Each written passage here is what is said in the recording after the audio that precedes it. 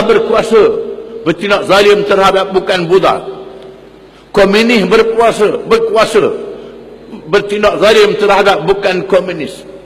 Kapitalis berkuasa bertindak zalim terhadap bukan kapitalis. Hanya Islam berkuasa yang boleh menangani berbagai agama dan ideologi ini. Kerana Islam dimulakan dengan pembangunan manusia dan tegak di atas pembangunan manusia. Berbeza dengan tamadun lain, tegak di atas bangunan-bangunan yang didirikan di atas kebendaan. Tamadun Mesir dengan piramid yang dibina di atas mayat-mayat manusia. Tamadun Cina, tembak besar Cina yang dibina di atas mayat-mayat manusia. India, tamadun bangunan-bangunannya. Babylon, di atas tamadun bangunan-bangunannya. Islam tegak di atas tamadun membangun manusia, membangun roh, membangun jasad, membangun akal, membangun diri keluarga dan masyarakat yang boleh menyatukan manusia. Nak menyatukan manusia bukan macam menyatukan makhluk-makhluk yang tidak berakal, makhluk yang tak bernyawa. Menyatukan manusia dengan agenda yang diatur oleh Allah Subhanahu wa taala. Dengan membangun manusia mengikut acuan Al-Quranul Karim. Islam telah berjaya menegakkan negara yang berdaulat, yang menyatukan manusia dengan rahmat untuk semua dan adil untuk semua, tanpa paksaan dalam agama. Masalah kita sekarang bagaimana kita nak suruh orang sokong kita melalui pendekatan pilihan raya. Pendekatan pilihan raya untuk mendapat undi yang sebanyak-banyaknya, bukan untuk menghala manusia sebanyak-banyaknya. Maka firman Allah Ta'ala, wa man ahsanu qawlan mimman da'a ila Allah wa amila salihah wa qala innani minal muslimin wa la tastawi al-hasanatu wa la as-sayyi'ah idfa' billati ahsan fa idza alladhi bainaka wa bainahu adawatun ka'annahu waliyyun hamim wa ma yulaqqaha illa alladhina sabaru wa ma yulaqqaha illa dhu hazzin 'azim. Siapakah yang lebih indah, yang lebih baik daripada orang yang berdakwah, mengajak manusia kepada ajaran Allah, iaitulah Islam. Dalam masa yang sama dia beramal dengan Islam, bukan cakap saja, beramal dengan Islam.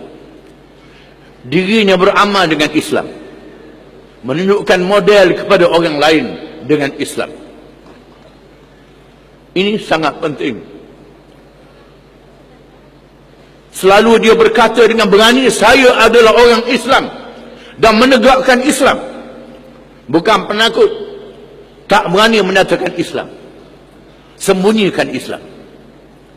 Jangan nyatakan Islam, jangan bagi tahu pada orang kita nak pada Islam. Terang-terang beritahu kita nak pada Islam.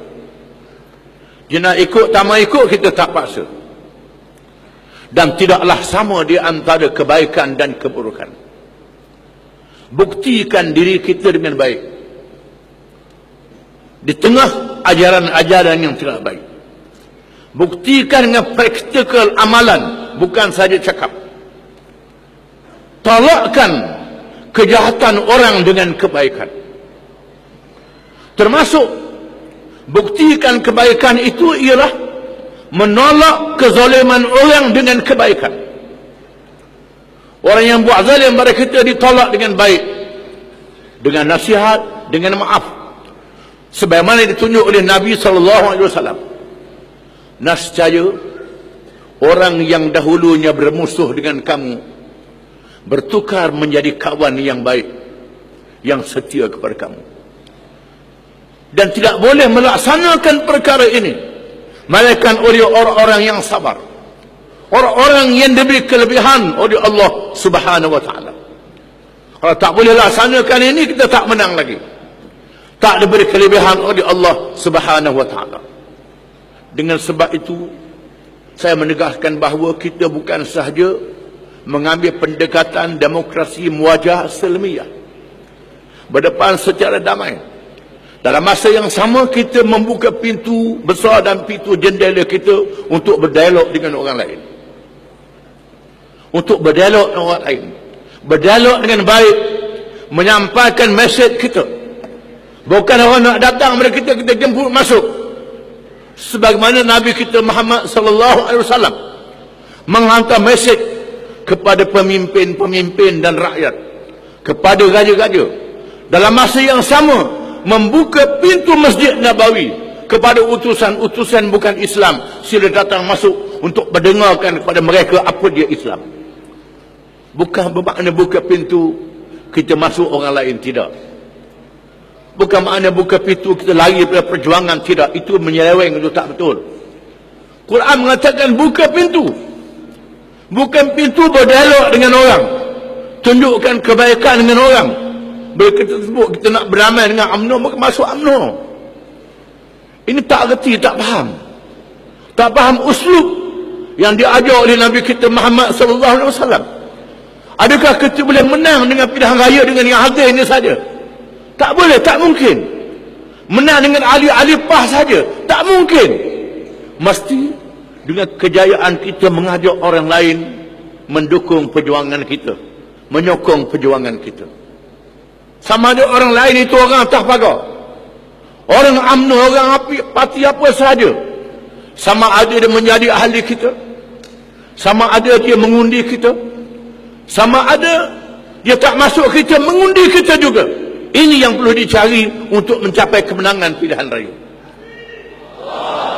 Dengan sebab itu polisi menutup pintu, polisi keras, polisi muwajah secara tegang gagal. Kita menyaksikan Arab Spring. Arab Spring musim bunga yang tidak berbuah. Musim bunga yang tidak berbuah. Kenapa? Kerana berbunga saja. Kerana mengambil pendekatan demonstrasi tanpa batas-batas yang betul, menyebabkan orang lain memintas kebangkitan rakyat. Sebagaimana sering berlaku dalam banyak perjuangan Islam di dunia ini, yang memulakan menentang penjajah ialah kumpulan Islam. Bila menang, orang lain ambil alih. Di Indonesia, yang memulakan perjuangan menentang Belanda, Islam. Bila menang Soekarno, nak jatuhkan Soekarno, Islam. Lawan komunis, Islam. Lawan Soeharto, Islam. Bila memerintah orang lain, orang lain. Di Mesir, jatuhkan Husni Mubarak, Islam. Hasil orang lain dapat. Kerana